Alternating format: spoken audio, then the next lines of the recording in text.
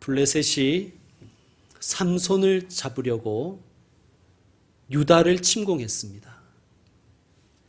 사탄은 우리와 가까운 사람을 이용하여 우리를 묶으려고 합니다.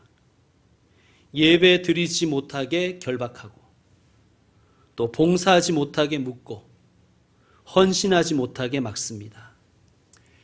예수님이 메시아 사역을 시작하셨을 때 예수님을 미쳤다 하며 말렸던 이들은 다름 아닌 예수님의 가족들이었습니다.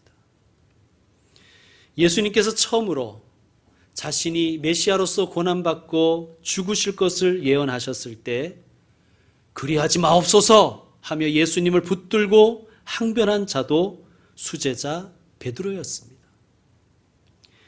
예수님을 돈 몇 푼에 팔아버린 배신자 가룟 유다는 예수님의 측근이었습니다. 성도 여러분, 가깝다고 생각되는 사람을 위해서 중보기도 하십시오. 가족을 위해서, 친구를 위해서, 형제를 위해서, 교우를 위해서, 목사를 위해서 기도하셔야 합니다. 중보 기도를 통해서 우리는 사탄의 흉악한 결박에 묶이는 것이 아니라 끊어버릴 수가 있기 때문입니다. 사탄의 흉악의 결박을 끊어내시는 분들 되시기를 축원드립니다. 삼손이 블레셋과 싸울 때는 한 사람도 기어 나오지 않던 유다 지파가 블레셋이 야 우리는 삼손만 잡으면 돼 라고 하니까 자기들이 잡아주겠다고 3,000명이나 나왔습니다. 여러분 이때 블레셋이 한 몇 명 정도 됐을까요? 15절을 우리가 참고하면 1,000명이 조금 넘었을 것으로 예상됩니다. 그러면 3,000명이 힘을 합쳐서 1,000명의 블레셋과 맞서 싸워야 하지 않습니까? 그러기는커녕 유다가 삼손에게 뭐라고 합니까? 11절을 보시면 너는 블레셋 사람이 우리를 다스리는 줄을 알지 못하느냐. 이게 말입니까? 방구입니까? 이게 이스라엘의 입에서 나올 수 있는 말입니까? 네가 어찌하여 우리에게 이같이 행하였느냐. 야, 우리는 블레셋 밑에서 지금 잘 살고 있는데 너 왜 괜한 짓을 해서 우리를 이렇게 힘들게 하느냐. 여러분, 구한말과 일제강점기 때 의병들을 폭도라고 부르던 자들이 있었습니다. 일본인들이 그랬다면 이해가 가지만 조선인들 중에서 그렇게 말한 자들이 많았습니다. 왜 쓸데없는 짓을 해서 분란을 일으키느냐. 조용히 좀 살자. 일본이 우리를 다스리는 줄을 알지 못하느냐. 나라를 강탈한 폭도는 일제인데 일제에 저항한 의병들을 폭도라고 했다니 후손된 우리가 참으로 부끄럽습니다. 너는 블레셋 사람이 우리를 다스리는 줄을 알지 못하느냐. 여러분 이것보다 한심하고 서글픈 말이 어디 있습니까? 이스라엘의 왕, 이스라엘을 다스리는 하나님이 눈을 시퍼렇게 뜨고 계시는데 블레셋을 향하여 하나님이 우리를 다스리는 줄을 알지 못하느냐라고 해도 시원찮을 판의 말입니다. 여러분, 그러면 우리는 어떻습니까? 하나님이 나의 왕이심을 믿고 고백합니까? 하나님이 나를 다스리시고 주님만이 나를 다스려 달라고 기도하며 고백하십니까? 그리고 그 믿음대로 정말 살고 계십니까? 아니면 세상 앞에 벌벌 떨고 그냥 돈 앞에 설설 기고 하나님보다 사람을 더 어려워하지 않습니까? 야, 돈이 최고지. 돈만 있으면 만사 오케이 아니야? 여러분, 그러면 믿지 않는 사람과 우리가 다를 것이 뭐가 있겠습니까? 이런 동족들에게 삼손이 부탁을 합니다. 12절을 보시면 나를 치지 아니하겠다고 맹세하라. 여러분, 이 지금 삼손의 말을 통해서 지금 유다 지파가 죽일 듯이 달려들었음을 짐작할 수 있죠. 유다의 분위기가 살벌한 거예요. 나를 치지 아니하겠다고 맹세하라는 말은 야, 나 아직 죽기 싫다? 나 죽이지 마라? 뭐 이런 뜻이 아니에요. 어떤 영어 성경은 이 부분을 이렇게 번역했습니다. 나는 너희와의 싸움을 포기하겠다. 무슨 말입니까? 삼손이 이길 자신이 없어서 포기하는 게 아니에요. 이길 힘이 없어서 나를 치지 말라고 애원한 것이 아니라 같은 형제이기에, 같은 동포이기에 전쟁을 포기한 것입니다. 나는 내 동족과 싸울 수 없다. 내 형제를 내 손으로 어떻게 치느냐? 내가 죽더라도 나는 동포의 손에 죽을 수는 없다. 여러분, 우리는 삼손을 많이 폄하하지만 이게 삼손이에요. 여러분, 이 정도면 괜찮은 사람 아닙니까? 멋지잖아요. 삼손은 독불장군, 자기 힘만 믿고 그냥 지멋대로 좌충우돌하던 사람이 아니었어요. 적어도 이때까지는 말입니다. 물론 삼손에게도 약점이 있고 물론 실수가 있었지요. 그러나 여러분, 약점 없고 실수 없는 사람이 어디 있습니까? 우리 다 있지 않습니까? 여러분, 그래도 삼손은 적어도 내부 총질하는 사람은 아니었습니다. 담임 목사로서 교인들이 쓰는 말 중에 제일 듣기 싫은 단어가 뭔지 아세요? 이 교회라고 하는 말입니다. 마치 남의 교회 말하듯이 하시는 분들이 있어요. 이 교회는 말이야, 이 교회는 이게 문제야. 물론 여러분, 고칠 점은 지적해야 하고 지적받은 문제는 개선해 나가야 하겠지만 아무런 애정 없이 이 교회라고 하는 것은 정말 아닌 것 같아요. 성도 여러분, 우리 교회를 이 교회라고 하지 맙시다. 따라합시다. 우리 교회는 공동체에 좀 부족함이 있어도 우리 교회, 문제 해결을 위해서 논쟁을 하더라도 우리 교회, 언제나 우리 목사님, 우리 전도사님, 우리 장로님, 우리 권사님, 우리 집사님, 우리 교우님, 우리 자녀들이라고 말하는 분들이 복된 줄로 믿습니다. 여러분, 하나님이 제일 가슴 아파하시는 교회는 싸우는 교회라고 생각합니다. 분쟁 중에 있는 어떤 교회는 친목사파와 반목사파가 나뉘어서 서로를 향해서 마귀라고 하는 거예요. 성도들이 목사를 보고 마귀라 그러고, 목사가 교회 교우들을 보고 마귀라 그러고. 여러분, 이거보다 더 슬픈 장면이 어디에 있습니까? 여러분, 우리가 보기에도 이렇게 슬픈데 교회의 주인 되시고 우리의 아버지 되시는 하나님의 심정은 어떨까요? 여러분, 하나님께 효도는 못할 망정 하나님 마음 아프게 해드리는 불효하는 교회는 되어서는 안 될 것입니다. 삼손은 이스라엘을 지키기 위해서 순순히 결박당합니다. 그리고 동족에게 끌려 나오지요. 그리고 블레셋에게 넘겨지었습니다. 14절을 보십시오. 삼손이 레이의 이름에 블레셋 사람들이 막 좋아서 미친 듯이 괴성을 지르며 삼손을 인계받으려고 달려갑니다. 그때 어떻게 되었습니까? 여호와의 영이 삼손에게 갑자기 임하시매. 아멘입니다. 그의 팔 위에 밧줄이 불탄 삼과 같이 그의 결박되었던 손에서 떨어진지라. 아멘. 하나님은 삼손을 인정하시는 거예요. 하나님은 삼손의 그 마음을 아신 거예요. 비록 동족은 삼손을 버렸지만 삼손은 자기 동족을 버릴 수 없었던 그 마음 하나님이 아시고 성령께서 그를 도와주셨습니다. 15절을 보시면 삼손이 나귀의 새 턱뼈를 보고 손을 내밀어 집어들고 그것으로 1000명을 죽이고. 여러분, 우리가 지난 시간에 봤지요. 싸울 동지가 없었던 삼손에게 하나님은 300마리의 여우를 보내주셨잖아요. 자, 오늘 삼손은 지금 빈손이에요.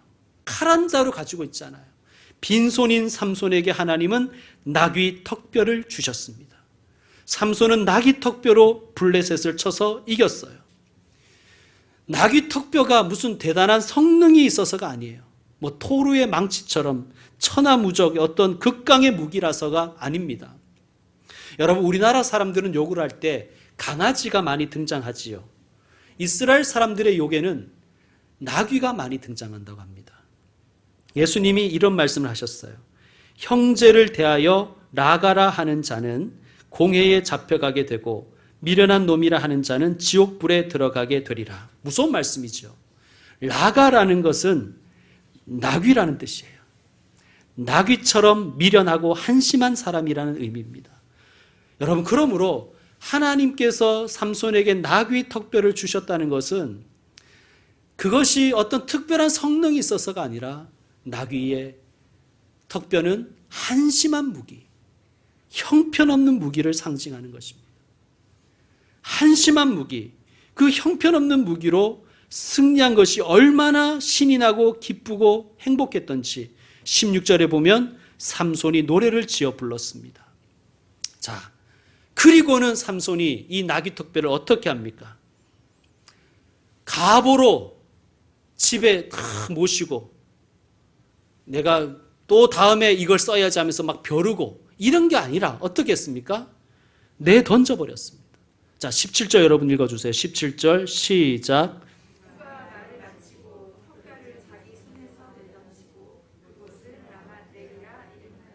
아멘. 자, 나귀 턱뼈가 특별했다면 관우의 청룡 언월도처럼 잘 간직해야죠. 이거 다음에 또 써먹어야지. 그런데 나귀 턱뼈를 내던졌다는 것은 이 승리가 무기 때문이 아니었음을 인정하는 거예요. 야, 내가 좋은 무기가 있어서 승리했구나. 그런 것이 아니라는 것을 내던짐으로써 고백하는 것입니다. 여러분, 삼손이 오늘 우리에게 이렇게 말하는 것 같아요. 나의 형제들이여, 나귀 턱뼈에 관심을 가지지 말아라. 무기가 중요한 것이 아니다. 나귀 턱뼈를 보지 말고 위대하신 하나님을 보아라. 하나님의 능력을 바라보아라. 하나님을 사모하라. 여러분, 사사기의 저자는 우리에게 호소합니다. 우리가 비록 나귀 턱뼈 같을지라도, 우리가 우리 자신을 볼 때 한심해 보일지라도, 형편없어 보일지라도, 내 자녀를 볼 때 한심해 보일지라도 하나님은 그를 사용하신다는 뜻입니다. 하나님이 우리를 사용하시면 승리할 줄로 믿습니다. 성도 여러분, 나귀 턱뼈가 아니라 하나님을 바라보십시오. 나귀 턱뼈를 구하지 마시고 하나님을 구하십시오. 자기에게 있는 것에 불평하지 마시고 자신이 나귀 턱뼈처럼 한심하다고 좌절하지 마시고 하나님의 손이 나를 붙드시기를, 하나님의 손이 우리 가정을 붙드시고 하나님의 손이 우리 교회를 붙드시기를 소망하시는 종들 되시기를 축원드립니다. 여러분, 18절 19절을 우리가 읽어봅시다. 시작. 삼손이 심히 목이 말라 여호와께 부르짖어 이르되 주께서 종의 손을 통하여 이 큰 구원을 베푸셨사오나 내가 이제 목말라 죽어서 할례 받지 못한 자들의 손에 떨어지겠나이다 하니 하나님이 레히에서 한 우묵한 곳을 터뜨리시니 거기서 물이 솟아 나오는지라 삼손이 그것을 마시고 정신이 회복되어 소생하니 그러므로 그 샘 이름을 에낙고레라 불렀으며 그 샘이 오늘까지 레히에 있더라. 아멘. 여러분, 이 장면은 삼손에게서 굉장히 중요한 장면입니다. 자, 삼손이 심히 목이 말라 여호와께 부르짖었지요. 저는 이 부분이 참 짠했습니다. 목이 말라 죽을 지경이 되도록 싸운 삼손에게 물 한 잔 갖다 줄 동지가 없었던가? 여러분, 삼손의 목마름은 동지 한 사람 없이 외롭게 싸워야 했던 삼손의 마음을 대변하는 것이 아닐까요? 자, 그래서 지금 보십시오.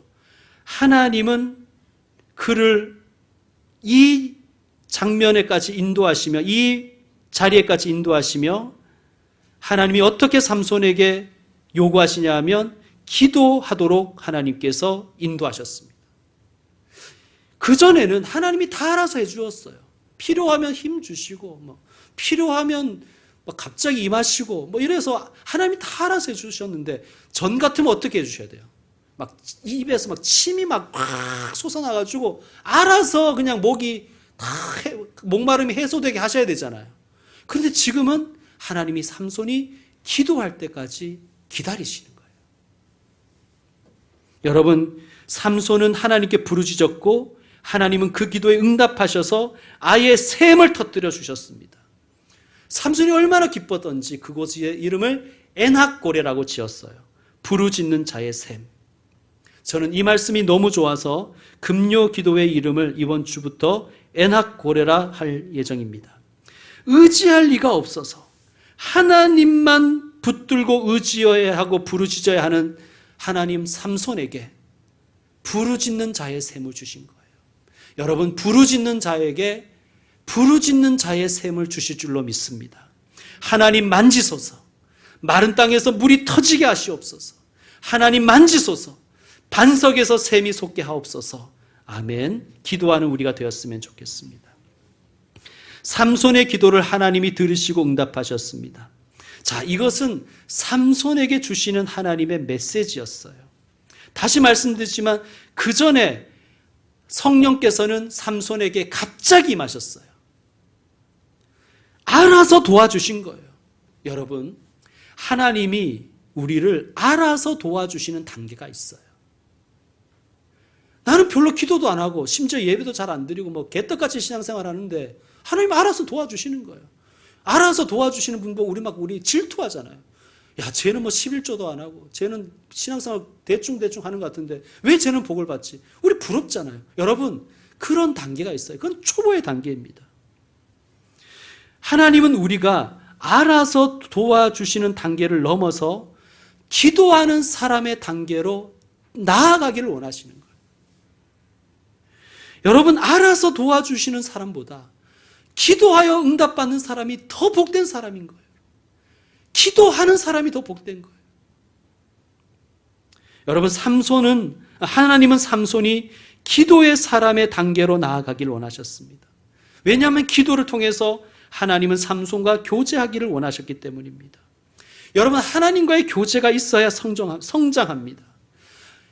삼손이 좀 성장하고 성숙해야 이스라엘의 사사가 되어서, 아니 이스라엘 사사답게 변화되어서 이스라엘을 이끌어갈 것 아닙니까? 여러분, 사사는 단지 뭐 전쟁 나가서 싸우는 용사의 수준을 넘어서야 돼요. 사사는 이스라엘의 교사가 되어야 되고 이스라엘의 재판관이 되어야 되는 거예요. 그러나 여러분, 삼손은 우리가 이제 몇 번 안 남았지만 이 기도 후에 기도하지는 않습니다. 딱 한 번 기도하는데 그냥 죽기 직전에 기도하는 거예요. 너무 안타깝지 않습니까? 엄청난 성령의 은사를 받았잖아요. 그러나 성령의 열매를 맺는 데는 실패한 거예요. 여러분, 성령께서 주시는 은사가 있고요, 성령의 열매가 있어요. 성령의 은사에는 초자연적인 은사도 있고 일반적인 은사도 있습니다. 예를 들어서 예언하는 것, 방언하는 것, 방언 통역하는 것, 병 고치는 것 등은 초자연적인 은사이지요. 그런데 이것만 있는 것이 아니라 다스리는 은사도 있고 가르치는 은사도 있고 봉사하는 은사도 있고 손님 대접하는 은사 등 일상적인 은사도 있습니다. 참고로 은사는 선물이라는 뜻입니다. 성령의 열매는 성령의 교통하심으로, 즉 성령님과의 교제를 통해서 우리의 인격과 삶이 성숙해지는 거예요. 대표적인 성령의 열매가 뭡니까? 사랑과 희락과 화평과 오래 참음과 자비와 양성과 충성과 온유와 절제 아닙니까? 여러분, 이 모든 것이 다 인격에 관한 것이잖아요. 품성에 관한 것 아닙니까? 삶에 관한 것이었습니다. 여러분, 우리가 성령의 은사도 사모해야 되지만 우리는 성령의 열매 맺기를 더 추구해야 되는 거예요. 성령께서 은사를 주신 것은 교회를 위해서 쓰라고 주신 거예요. 즉 남을 위해 쓰라고 주신 거예요. 은사 자체가 이타적인 목적으로 사용하라고 주신 것입니다.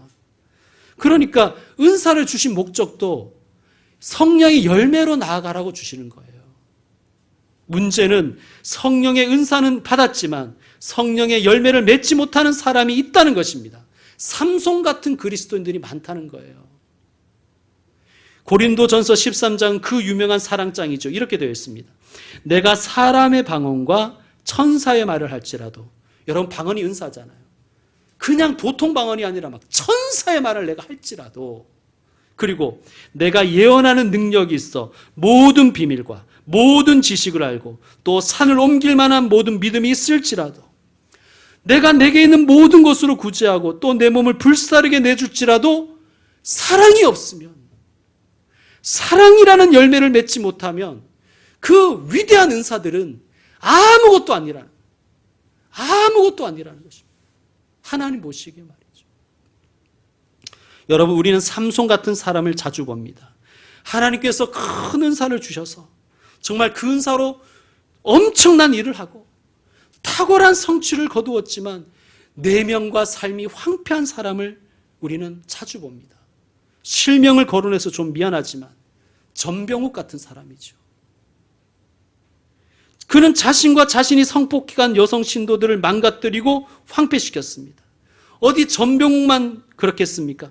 성령의 은사로 소위 목회는 성공했지만 성적으로 재정적으로 스캔들을 일으키고 하나님의 영광을 가린 목사들이 얼마나 많습니까? 어디 목사만 그렇습니까?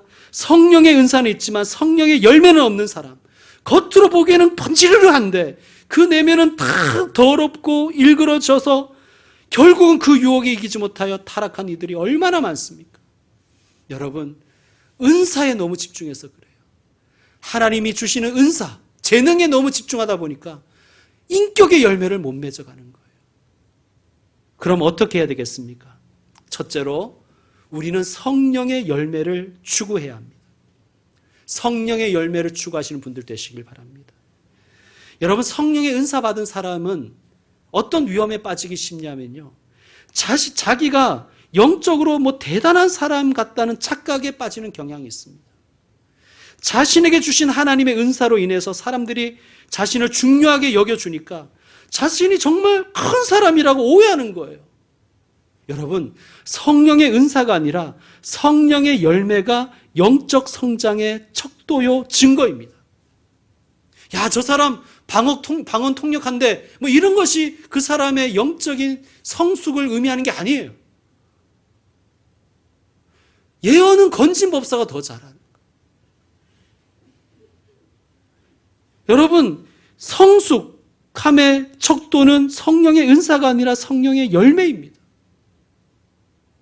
둘째, 은사보다 기도를 더 신뢰하시길 바랍니다. 여러분, 기도 생활이 우리의 영적인 삶의 바로미터입니다. 제가 질문을 드릴 텐데 여러분의 영적 상태를 한번 체크해 보세요. 기도하고 계십니까? 그러면 뭘 기도하십니까? 그러면 기도는 좀 꾸준하십니까?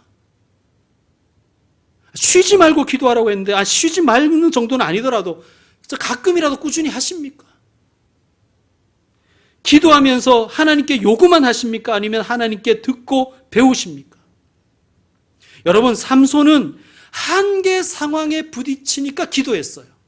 그것도 괜찮아요. 그런데 문제는 한계 상황에서 기도했더니 하나님이 응답하셨고 에낙고레를 경험했는데, 그러나 거기까지였다는 거예요. 다급하지 않으면 기도 안 하는 거예요. 하나님이 한계 상황으로 밀어붙이지 않으면 기도를 안 하는 거예요. 급한 일이 생기지 않으면 기도 안 하는 거예요. 기도는, 삼손에게 있어서 기도는 그냥 최후의 수단이었어요. 여러분, 기도는 하나님이 우리에게 수단으로 주신 것이 아니라 호흡으로 주신 거예요. 여러분, 호흡해야 살잖아요. 호흡을 안 하니까 그냥 이러고 살잖아요. 그러니까 다 번아웃 되는 것 아닙니까? 여러분, 기도는 하나님과의 나누는 교제라고 하지 않습니까? 교제가 있어야 사랑이 깊어지지요. 여러분, 기도하십시오. 은사가 아니라 기도가 우리의 신앙을 체크하는 포인트입니다. 셋째로, 우리는 고독한 방랑자가 되어서는 안 됩니다. 신앙생활에 있어서 여러분, 교회 생활이 90%입니다. 신앙생활에 있어서 구할은 교회 생활이에요. 그만큼 중요하다는 것입니다. 교회 생활은, 교회에서의 나누는 교제는 여러분이 받으신 은사와 성령의 열매가 통합되는 최고의 방법입니다. 여러분, 삼손은 늘 혼자라는 특징이 두드러지잖아요. 삼손은 누구의 조언도 받지 않아요. 물론 조언하는 사람도 별로 없었겠죠.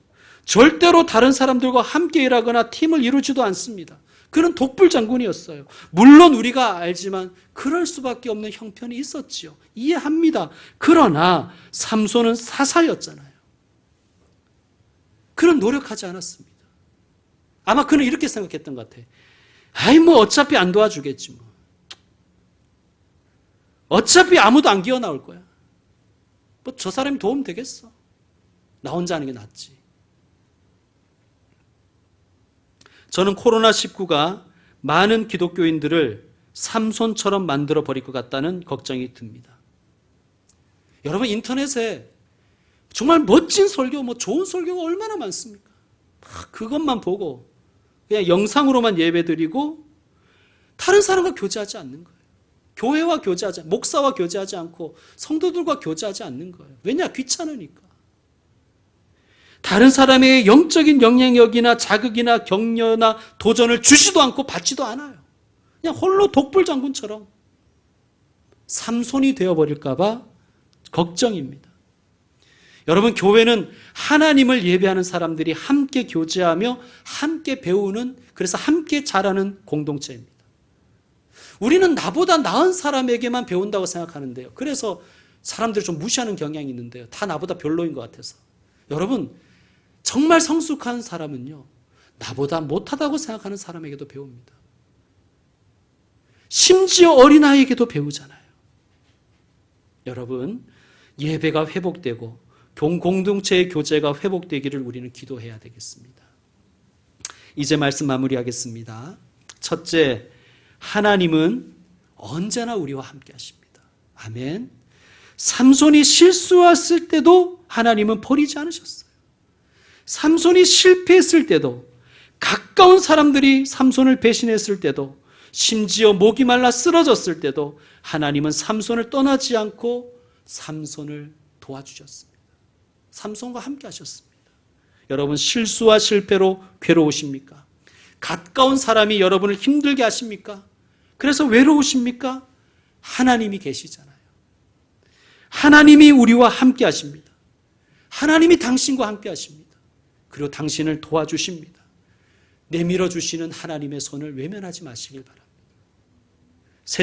둘째로 낙이 턱뼈가 아니라 하나님을 믿으셔야 됩니다.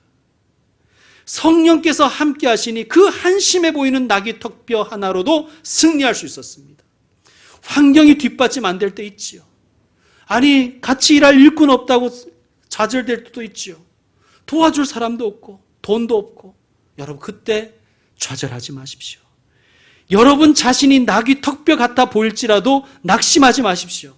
하나님이 붙잡으시면 낙이 턱뼈로도 승리할 수 있고, 내가 낙이 턱뼈처럼 한심한 자라도 하나님의 도구가 될 수 있습니다. 여러분, 삼손은 낙이 턱뼈를 내던졌습니다. 왜냐? 낙이 턱뼈에 의지할까 봐. 낙이 턱뼈에 관심 가질까 봐. 여러분, 낙이 턱뼈가 아니라 하나님을 바라보십시오. 능력은 낙이 턱뼈에 있는 것이 아니라 하나님께 있습니다. 세 번째로, 성령의 열매 맺기를 추구하십시다. 하나님은 삼손을 사랑하셨어요. 그래서 하나님은 삼손을 알아서 도와주셨어요.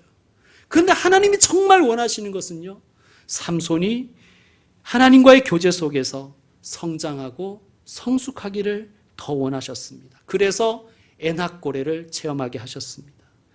그런데 삼손은 급할 때만 기도합니다. 그냥 급할 때만 기도하다 보니 영적으로 다 고갈되어 버리는 거예요. 여러분, 하나님은 우리가 하나님과의 교제 속에서 영적으로 성장하고 성숙해 나가기를 원하십니다. 기도하는 사람들과 하나님은 우리가 교제하기를 원하십니다. 기도와 교제는 성령의 열매를 맺는 좋은 길입니다. 여러분, 영적 성숙을 추구해 가시는 저와 여러분 되기를 주의 이름으로 축원드립니다. 기도하겠습니다.